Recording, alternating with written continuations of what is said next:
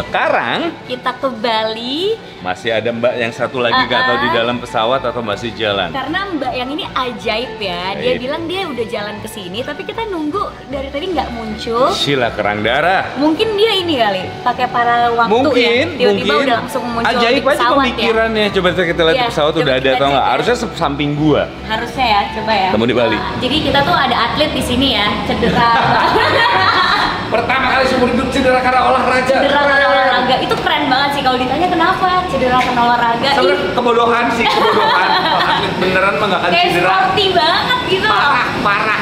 Jadi kalau ada teman-teman di sana yang mau bikin film tentang olahraga, badan belum atletis tapi gue ready. Atlet pedal.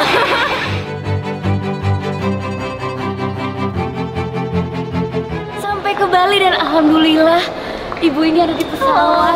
Ada kok, Sheila ada. Dan sembari begitu silakan lanjut ngobrol, saya melipir toilet dulu. Atlet mau Takut banget atlet. cedera pedal.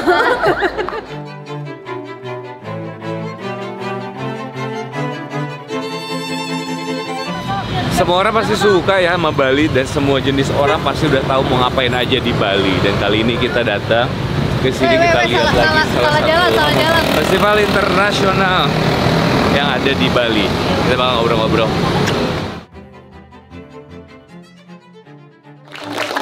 Sendiri FFI ini adalah festival film nasional tertinggi di Indonesia. Banyak sekali film pendek Indonesia mulai diakui sama dunia.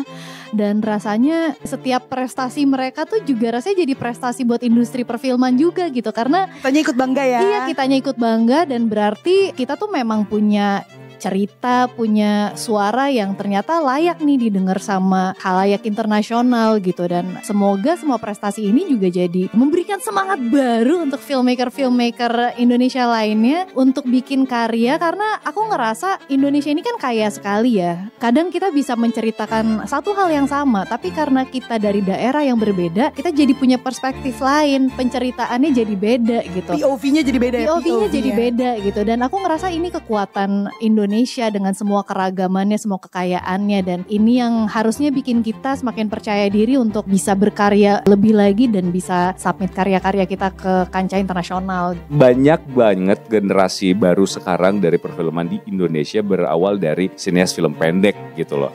Jadi kalau misalnya bagaimana film pendek itu sendiri, kalau saya pribadi ya, karena saya juga pernah mengerjakan film pendek, saya pikir saya butuh film pendek itu untuk baby step saya gitu. Saya pengen sekali mengerjakan banyak sekali film pendek untuk nantinya saya akan siap untuk di film panjang gitu loh. Jadi kalau misalnya sebagai eksperimen apa, nah film pendek ini enak sekali buat kita mencurahkan segala macam sesuatu gitu. Dan secara durasi di bawah 60 menit. Dan itu pasti sangat bisa dijangkau oleh semua anak muda yang ada di Indonesia. Kalau ngelihat gejolak yang ada, nggak usah jauh-jauh film pendek, sosial media aja. Buatan anak Bali ini luar biasa, dari mulai teknis, kalau ngomongin sinematik, wow keren-keren semua. Apa yang mau diangkat, mulai dari budaya, mulai dari semuanya. Ini kayak salah satu jendela Indonesia untuk internasional nggak sih yang ada di Bali ini gitu. Jadi kalau misalnya kenapa kami hari ini hadir ke Bali untuk datang ke Minikino sekarang, sudah sewajarnya karena kami yakin nantinya dari festival di sini akan memunculkan banyak sinias baru yang lebih gawat lagi. Dan kita juga mengapresiasi film pendek ini pengennya lebih daripada festival internasional yang udah ngasih apresiasi ke sinias-sinias yang udah duluan submit ke festival luar gitu. Karena kita bisa lihat ya film pendek ini menjadi pintu awal untuk lahirnya talenta-talenta yang berbakat gitu. Contohnya kayak misalnya Regas Banuteja gitu. Sebelum dia bikin film Penyalin Cahaya, dia kan bikin film pendek dulu yang dia submit ke Cannes dan menang juga di FFI. Kita melihat, oh ya lahirnya sinias-sinias berbakat dan bertalenta itu awalnya bisa dari film pendek dulu. Dan kalau aku sendiri nulis film pendek itu susah banget ya, jadi perlu apresiasi yang memang juga tinggi sama halnya dengan film panjang. Kenapa aku bilang susah? Karena kalau misalnya kita nulis film panjang gitu ya, kita dikasih kesempatan untuk bikin cerita itu 70 sampai 100 adegan gitu. Yang dimana kita bisa pilih, oke, mau masukin cerita ini, mau masukin dialog ini, apa yang pengen kita sampaikan bisa tertuang semuanya di skrip.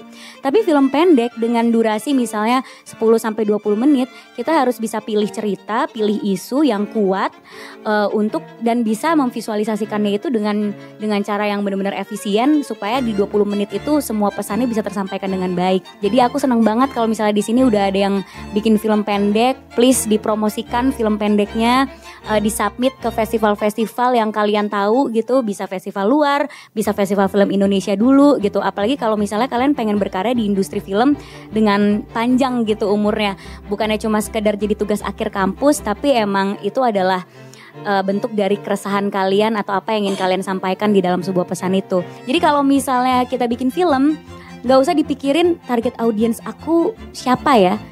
Karena target audiens kalian adalah semuanya literally yang suka nonton film gitu. Jadi jangan pernah pusing pikirin harus berkarya dengan warna seperti apa untuk masuk ke sebuah film.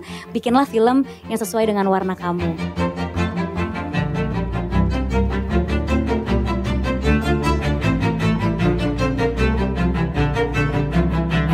Festival Film Indonesia. Indonesia. Oke, udah selesai di Bali. Tahun depan nanti kita bakal ketemu lagi sama sinias-sinias muda yang berbakat dengan karya-karya yang lebih luar biasa lagi ya. Yes, pokoknya ikutin terus vlog ini dan tunggu video-video selanjutnya. Dadah.